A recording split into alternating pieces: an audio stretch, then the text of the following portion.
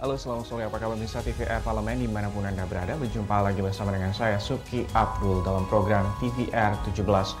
Pada pukul 17 waktu Indonesia Barat, kami hadirkan kepada Anda sejumlah informasi paling baru dan juga menarik seputar kinerja dan juga kegiatan DPR RI yang telah disajikan oleh redaksi TVR Parlemen.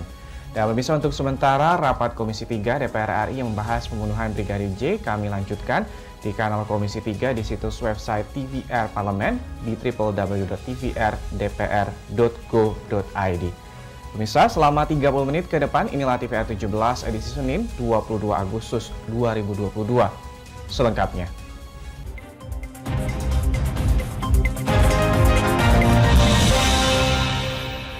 Mengawali TVR 17 hari ini dalam rapat kerja Komisi 4 DPR RI dengan Kementerian Lingkungan Hidup dan juga Kehutanan Republik Indonesia atau KLHK. Anggota Komisi 4 DPR RI mempertanyakan perbedaan data yang disajikan oleh KLHK dengan ATR BPN dan juga pemerintah daerah. Dalam rapat kerja Komisi 4 DPR RI dengan Kementerian Lingkungan Hidup dan Kehutanan Republik Indonesia atau KLHK RI, anggota Komisi 4 DPR RI mempertanyakan perbedaan data yang disajikan oleh KLHK dengan ATR BPN dan pemerintah daerah. Anggota Komisi 4 DPR RI Rizky Aprilia meminta KLHK serius dalam menindaklanjuti sinkronisasi data. Ia menegaskan sosialisasi program kehutanan sosial dalam Undang-Undang Cipta Kerja harus dioptimalkan. Nah, jadi bicara pelepasan kawasan, batasnya, yang mana lindung, yang mana perhutanan rakyat, yang mana apa, ini kan mesti disinkronisasi dulu. Kalau enggak kan kita nggak bisa membuat perencanaan yang maksimal gitu aja. Rizky juga berharap keseriusan pihak KLHK dalam sinkronisasi data tersebut mengingat perhelatan P20 dan G20 mendatang juga mengusung tema Green Economy. Ya, kami berharap mitra ya KLHK bisa membuat program itu jangan parsial tanpa melihat data aslinya gitu loh. Jadi takutnya nanti tidak catch up, kita sudah gembar-gembor green economy atau juga blue economy, tapi ternyata aplikasinya nggak ada. Itu yang saya takutin gitu loh. Nah, karena masalah program ini kan dampaknya hari ini untuk pemulihan. Dari Senayan, Jakarta, Raihan dan Samsul, TVR Parlemen melaporkan. Bisa kita beralih ke informasi selanjutnya, rapat Komisi 3 DPR RI dengan Ketua Komnas HAM, LPSK dan juga Kompolnas soal pembunuhan Brigadir J berlangsung dari tadi pagi hingga sore hari ini. Komisi 3 DPR RI menyayangkan langkah Kompolnas yang dianggap mendahului kewenangan penyidik Polri sehingga memunculkan spekulasi liar yang berkembang di masyarakat. Berikut informasi selengkapnya. Komisi 3 DPR RI menyayangkan langkah Kompolnas yang dianggap mendahului kewenangan penyidik Polri sehingga memunculkan spekulasi liar yang berkembang di publik. Dalam rapat dengar pendapat Komisi 3 DPR RI dengan Kompolnas, motif dari kasus kematian Brigadir J masih menjadi tanda tanya. Untuk itu Komisi 3 menyarankan Menko Polhukam yang sekaligus Ketua Kompolnas untuk membuka motif pembunuhan Brigadir J agar mencegah publik berspekulasi mengenai kasus ini. Anggota Komisi 3 DPR RI Sarifudin Suding mengatakan, Menko Polhukam semestinya tidak membuat pernyataan yang mendahului pengumuman Mabes Polri, karena hal itu dikhawatirkan mempengaruhi hasil penyidikan. Ya, ex officio sebagai Menko Polhukam tentunya memberikan rekomendasi. Kalau ada yang salah dalam proses penyidikan, itu disampaikan kepada pihak Mabes, kan begitu. Soalnya seperti itu tidak diumbar ke publik, menurut saya. Tidak diumbar ke publik sehingga itu memunculkan isu-isu semakin tinggi dan sebagainya. Anggota Komisi 3 DPR RI Habibur Rohman meminta motif pembunuhan Brigadir J dibuka seluas-luasnya. Jangan sampai isu-isu liar semakin berkembang sehingga menghambat penyelesaian kasus ini. Kompolnas diharapkan menyampaikan informasi apa saja yang berhak diketahui oleh publik. Tentu kita nggak ingin detail-detail, Pak. Tapi motif ini pertanyaan, Pak. Ini yang membuat orang spekulasi semua. Ribut se-Indonesia ini karena motif, Pak. Motif inilah yang dia bilang sempat tembak-menembak atau ditembak, pelecehan atau apa segala macam. Nah, saya pikir, Pak, ya tanggung, Pak. Dibuka saja. Kalau memang Pak Ketua Kompolnas mendapatkan info. Ya. Andri, TVR Parlemen melaporkan. Beralih ke informasi selanjutnya dari Komisi 9, anggota Komisi 9 DPR RI menyoroti banyaknya jumlah perokok di Indonesia. Bahkan anak-anak dan juga remaja di bawah 18 tahun sudah merokok. Indonesia menjadi salah satu negara dengan jumlah perokok terbanyak di dunia yang mencapai 33,8%. Hal ini dinilai berdampak buruk terhadap generasi bangsa, terutama dari sisi kesehatan. Anggota Komisi 9 DPR RI menyoroti banyaknya jumlah perokok di Indonesia, bahkan anak-anak dan remaja di bawah 18 tahun sudah merokok. Indonesia menjadi salah satu negara dengan jumlah perokok terbanyak di dunia. Hal ini dinilai berdampak buruk terhadap generasi bangsa, terutama dari sisi kesehatan. Usai audiensi dengan Komnas Pengendalian Tembakau di Gedung Nusantara 1 DPR RI pagi tadi, Neti Prasetyani mendorong Kementerian Kesehatan meningkatkan program sosialisasi dan edukasi kepada masyarakat sebagai pencegahan tingginya konsumsi rokok di Indonesia. Selain itu, Neti meminta pemerintah memberlakukan larangan ketat bagi pembeli rokok, terutama yang masih di bawah batas usia. Yang harus dilakukan oleh pemerintah hari ini adalah sebuah kebijakan yang bisa memaksa dalam tanda kutip, mulai dari iklan niaga rokok, kemudian juga pembatasan usia bisa membeli rokok. Itu kan sebenarnya banyak contohnya dari berbagai negara maju ya, dan kenapa mereka bisa melakukan, kok kita enggak kalau memang kita ingin memperbaiki kualitas hidup dan juga tingkat kesehatan masyarakat Indonesia. Anggota Komisi 9 DPR RI Suirsyah mengungkapkan kandungan dalam rokok banyak mempunyai zat negatif terhadap tubuh. Di sisi lain, pemahaman dan kesadaran masyarakat Indonesia terhadap bahaya rokok masih cukup rendah. Menurut Suirsyah, selain bahaya kesehatan, dampak negatif lain dari rokok adalah kemiskinan, karena pengeluaran masyarakat bertambah untuk membeli rokok serta biaya pengobatan yang mahal akibat merokok. Hasil evaluasi bahwa biaya berobat karena rokok ini jauh lebih besar daripada cukai rokok. Itu orang perokok itu lebih mementingkan beli rokok daripada biayanya anak untuk sekolah.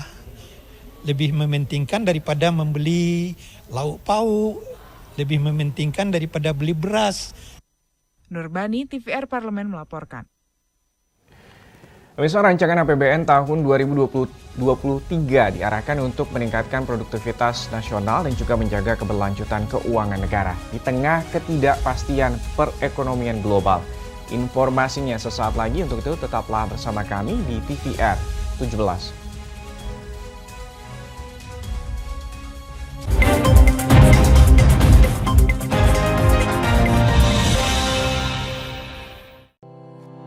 Tugas dan fungsi DPR RI sangat penting bagi negeri ini sebagai pengemban amanat rakyat. Namun tidak banyak yang tahu apa saja fungsi dan tugas dari DPR.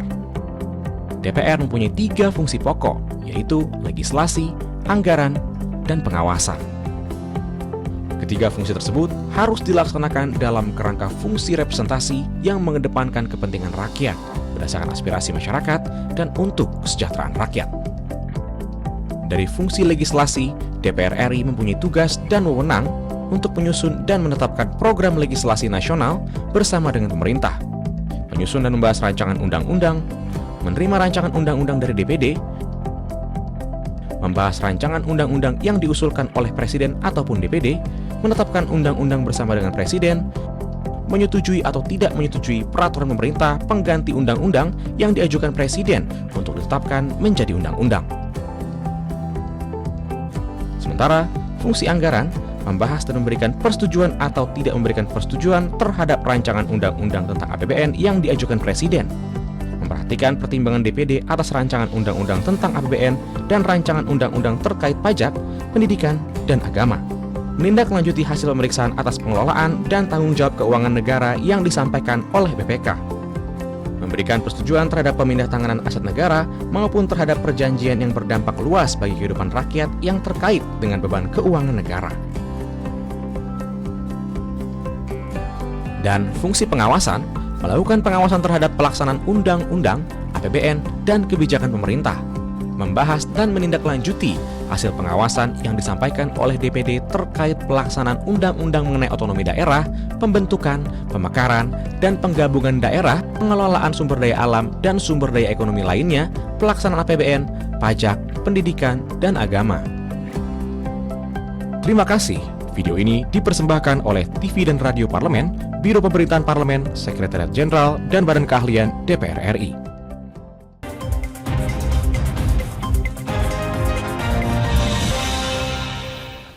Kembali lagi di TVR 17, di tengah gejolak ekonomi global dengan ketidakpastian yang tinggi, ekonomi di Indonesia mampu tumbuh di kisaran 5%. Bahkan kinerja APBN semester 1 2022 mencetak surplus 73,6 triliun rupiah.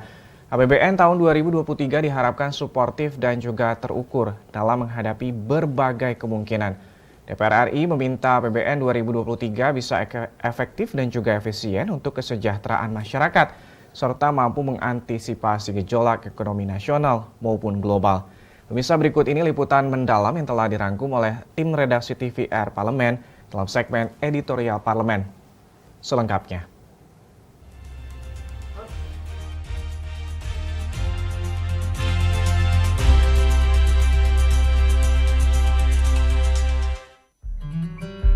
Pada sidang paripurna DPR RI tanggal 16 Agustus 2022, Presiden Joko Widodo menyatakan, desain APBN 2023 harus senantiasa waspada, antisipatif, dan responsif terhadap berbagai kemungkinan dan gejolak.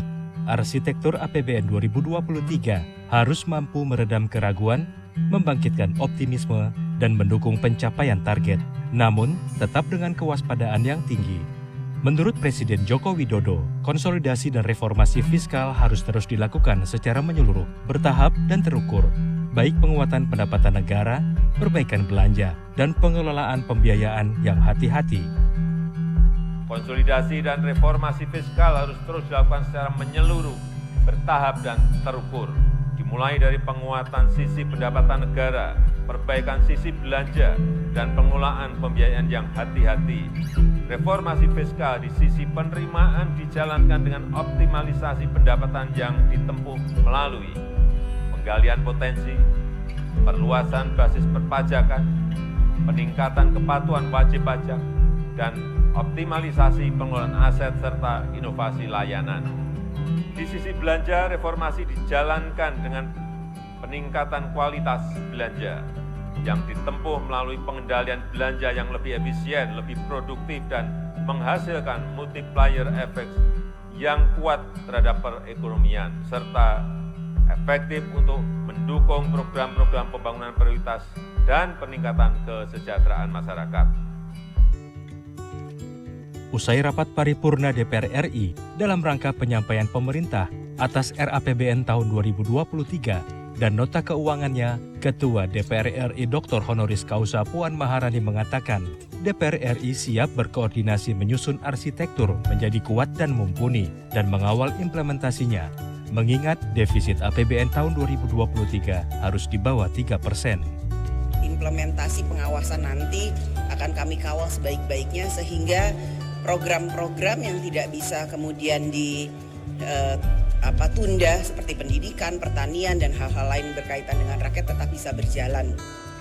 Juga kami sudah meminta kepada pemerintah untuk dalam pengaturan APBN-nya tersebut semua kementerian lembaga mempunyai target prioritas, kemudian programnya dimengerti oleh rakyat dan bisa bermanfaat oleh rakyat dengan secara transparan. Sementara itu, anggota Komisi 4 DPR RI Azikin Sultan mengatakan pertumbuhan ekonomi nasional yang impresif tidak terlepas dari ketahanan pangan. Untuk itu, Azikin mengingatkan pemerintah terus mengembangkan sektor pertanian dan perikanan nasional melalui RAPBN 2023 sehingga tidak terjadi krisis pangan di dalam negeri, serta pemulihan dan pertumbuhan ekonomi yang berkelanjutan bisa terus berjalan. Bahwa sektor pangan, khususnya di sektor pertanian ini penting kita kembangkan karena tidak akan mungkin kita melaksanakan demokrasi yang baik, tidak mungkin kita membangun ibu kota negara yang baik kalau rakyat tidak sejahtera. Oleh sebab itu, sektor pertanian dalam arti yang luas, pertanian perikanan harus kita kembangkan secara optimal. Anggota Komisi 11 DPR RI Hendrawan Supratikno menilai target yang disusun pemerintah dalam RAPBN tahun 2023 cukup realistis. Namun, Hendrawan mengingatkan alokasi subsidi BBM jangan sampai membengkak. Mengingat di tahun ini, alokasi subsidi energi mencapai 500 triliun rupiah, dampak naiknya harga minyak dunia. Hendrawan meminta pemerintah mengambil kebijakan terkait subsidi BBM agar lebih efektif dan efisien, termasuk menjaga daya beli masyarakat. Pemerintah instrumennya hanya subsidi sekarang. Itu sebabnya subsidi membengkak lebih dari 500 triliun. Karena kalau subsidi tidak dinaikkan seperti itu kan berarti harga-harga produk-produk yang sekarang dikendalikan oleh pemerintah yang namanya administered prices itu akan melonjak dan itu dampak inflatornya luar biasa. DPR RI menilai krisis global dan konflik geopolitik global harus menjadi pelajaran dalam penyusunan RAPBN 2023 untuk meningkatkan kemandirian pangan dan ketahanan energi nasional. Politik pembangunan harus memiliki prinsip pembangunan berkelanjutan terhadap pengelolaan sumber daya alam nasional serta investasi sumber daya manusia dengan memfokuskan sistem pendidikan keahlian. Tim Liputan TVR Parlemen melaporkan.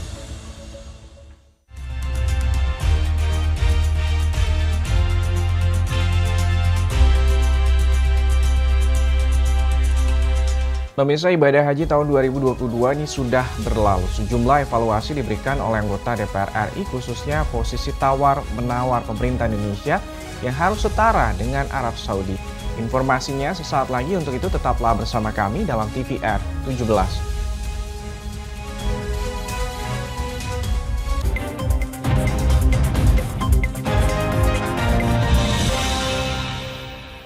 Virus corona menjadi perbincangan dunia. Beberapa negara sudah terjangkit. Ribuan orang di Indonesia terkena virus ini. Kita perlu antisipasi dengan melakukan hal berikut. Cuci tangan dengan sabun dan antiseptik. Gunakan masker atau penutup mulut saat bersin dan batuk. Masak telur dan daging hingga matang. Hindari kontak dengan hewan. Tidak saling berjabat tangan. Tidak berinteraksi dengan penderita. Jika memiliki demam tinggi, batuk, pilek, gangguan pernafasan, sakit tenggorokan, dan letih lesu, segera periksakan ke dokter. Waspada virus corona, cegah penyakit sejak dini. Dipersembahkan oleh TVR Parlemen, Biro Pemberitaan Parlemen, Sekjen dan DK DPR RI. DPR RI memiliki fungsi diplomasi dalam menjalankan politik luar negeri sesuai dengan pasal 116 Undang-Undang MD 3. Kontribusi aktif BKSAP DPR RI memainkan peranan penting dalam memenangkan persaingan global melalui IPU, IPA, IPPF, AIPA, dan PUIK. BKSAP memiliki komitmen yang tinggi dalam krisis kemanusiaan dunia. Fungsi diplomasi dijalankan untuk mendukung upaya pemerintah dalam melaksanakan politik luar negeri.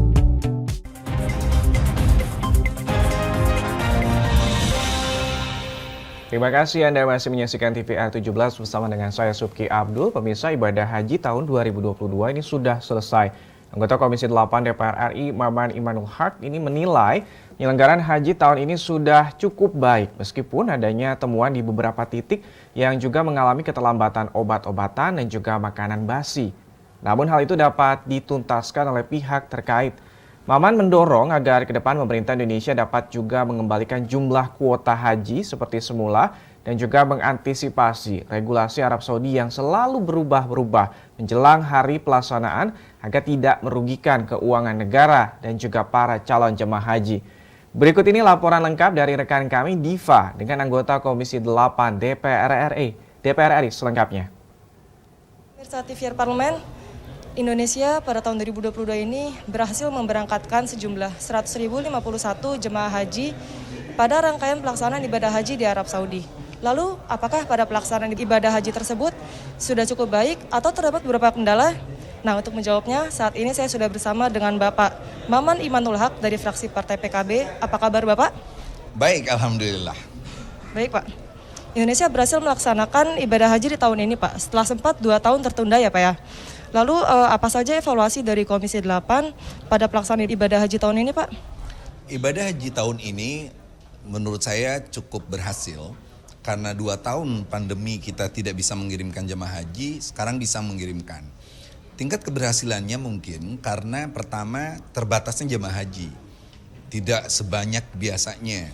Yang kedua fasilitas agak ditambah, tapi fasilitas ditambah itu karena kita menambah anggaran juga yang 1,4 triliun. Tapi yang ketiga adalah kita melihat bahwa persiapan Kementerian Agama setelah 2 tahun tidak melaksanakan bisa sekarang itu menjadi juga kata kunci bagi kita. Nah oleh sebab itu DPR akan mendorong yang pertama lebih cepat dalam pembahasan haji tahun ini.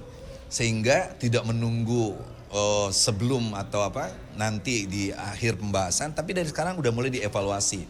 Termasuk evaluasi adalah kemungkinan regulasi-regulasi Arab Saudi yang suka berubah-ubah.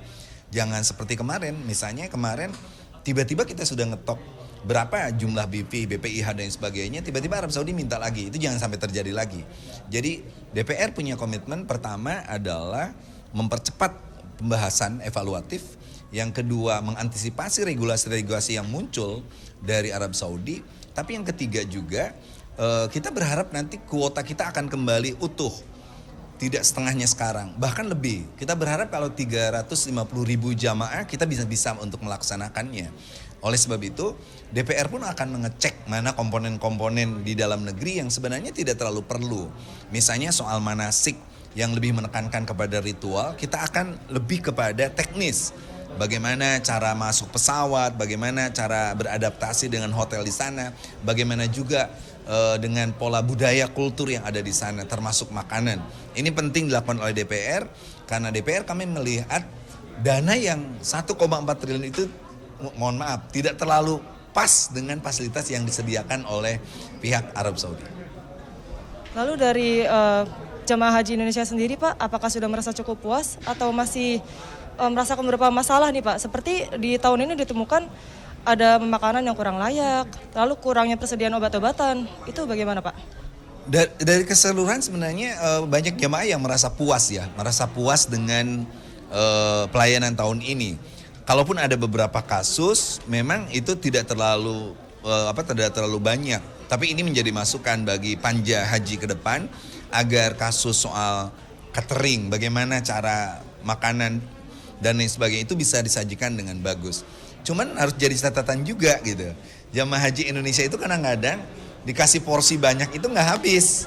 Dan itu yang membuat mereka nanti aja deh makannya. Akhirnya jadilah basi dan nggak enak. Itu pun harus disosialisasikan kepada jamaah haji Indonesia. Jangan sampai kesalahan mereka dalam mengambil catering, transportasi itu ternyata tidak disesuaikan dengan budaya atau kultur kerja orang-orang Arab itu sendiri. Dari segi biaya anggaran haji nih Pak, apakah tahun depan akan kemungkinan mengalami kenaikan atau DPR akan mengusahakan penurunan biaya nih Pak? Saya meyakini bahwa jamaah haji Indonesia itu biayanya harus naik. Subsidi sekarang terlalu tinggi. Dari 49 juta yang dibayarkan oleh jamaah haji itu kan sebenarnya 98 juta. Setengahnya dibiayai oleh dana manfaat dari masyarakat yang disimpan di BPKA, sebagiannya itu adalah disubsidi oleh pemerintah. Itu pun bahaya menurut saya. Baik Pak, terakhir Pak, apa harapan Bapak untuk pelaksanaan ibadah haji tahun depan Pak supaya bisa lebih baik lagi Pak? Yang pertama kita berharap kuota nambah supaya antrian tidak terlalu banyak.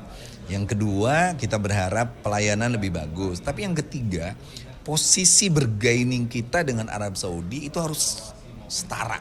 Jadi jangan sampai kita diatur begitu gampang, diombang-ambing oleh regulasi yang gak jelas, dan akhirnya merugikan kita. Merugikan jamaah dan merugikan keuangan negara kita juga. Itu dana jamaah yang dipakai tidak sesuai. Nah ini yang akan kita pastikan bahwa kita adalah negara berdaulat, kita adalah penyumbang jamaah terbanyak sedunia, dan kita yakin Arab Saudi akan memahami itu. Baik Pak, terima kasih atas waktunya ya Pak ya. Baik pemirsa TVR Parlemen, demikian wawancara saya dengan Bapak Maman Imanul Haq dari fraksi PKB. Diva Rizka melaporkan, kembali ke studio. Terima kasih rekan kami Diva Rizka. Selanjutnya pemirsa, apa saja yang menjadi topik perbincangan di media online pada sore hari ini? Usai jeda berikut tetaplah di TVR 17.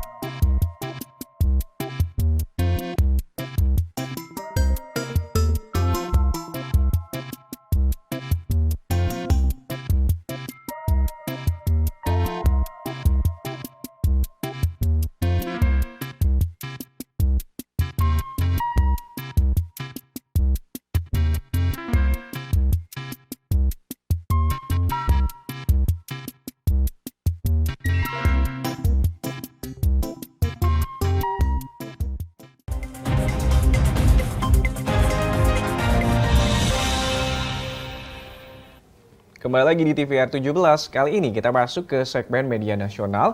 Mari kita simak apa saja yang disoroti media nasional tentang isu-isu terkini, serta tanggapan dari sejumlah anggota Dewan. Bersama rekan kami, Fitian Aunila, silakan.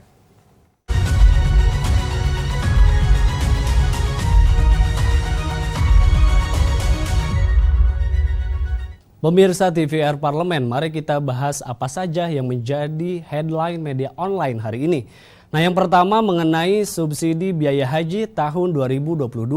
Nah, di sini bisa kita lihat bahwa Komisi 8 tengah membuat sebuah formula untuk pembiayaan haji tahun depan.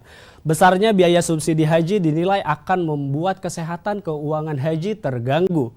Nah, diketahui real cost penyelenggaraan biaya haji sudah menyentuh angka 100 juta rupiah. Jemaah hanya membayar sebanyak kurang lebih 5 juta rupiah. Pemerintah dalam hal ini Badan Pengelola Keuangan Haji atau BPKH memberikan subsidi sebesar hampir mencapai 65 juta rupiah. Menurut Ketua Komisi 8 DPR RI, Yandri, apabila pemerintah terus memberikan subsidi dengan besaran yang sama ataupun naik jika terjadi inflasi, maka akan berdampak pada keuangan haji yang dikelola BPKH. Nah, Yandri belum dapat memastikan berapa persen subsidi biaya haji yang diberikan pemerintah atau biaya haji yang disetor jemaah ke depan. Nah, namun Yandri memastikan pemerintah tengah mencari formula yang tepat agar tidak memberatkan jemaah. Mengingatkan kembali akan penyelenggaraan haji 1443 Hijriah atau tahun 2022. Pemerintah Arab Saudi tiba-tiba menaikkan biaya masair 4 kali lipat sebelum 4 hari keberangkatan atau sekitar 1,5 triliun rupiah. Yandri pun mendorong Kementerian Agama agar melobi otoritas Arab Saudi perihal pembiayaan haji.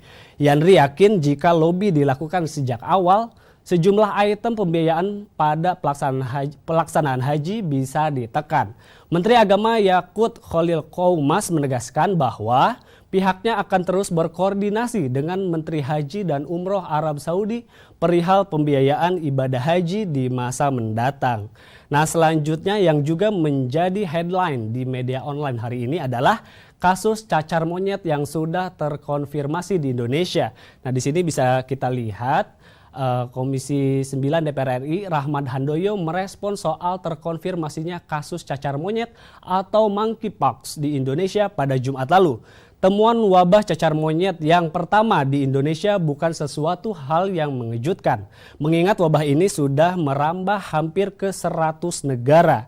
Kasus cacar monyet atau monkeypox terkonfirmasi ada di Indonesia. Seorang pasien lelaki berusia 27 tahun di Jakarta pada Jumat malam positif mengidap cacar monyet. Nah, Handoyo mengatakan jauh-jauh hari sudah diingatkan, cacar monyet sudah berada di teras Indonesia.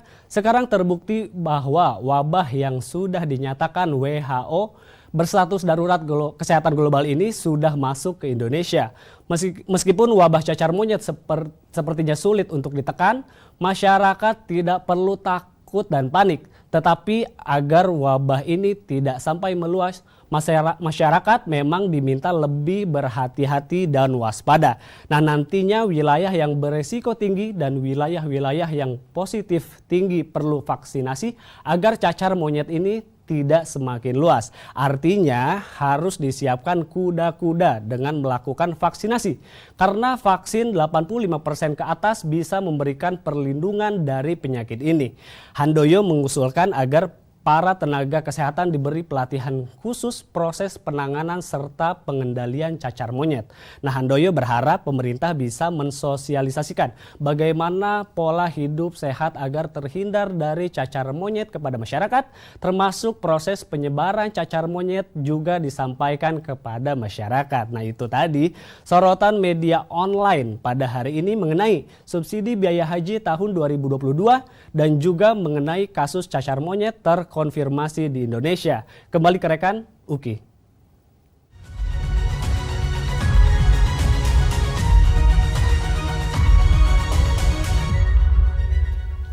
Terima kasih rekan kami Fitian Aunila yang telah menyampaikan sejumlah sorotan dari media online nasional pada sore hari ini. Pemirsa TVR Parlemen, segmen media online tadi sekaligus menutup program TVR 17 edisi sore hari ini.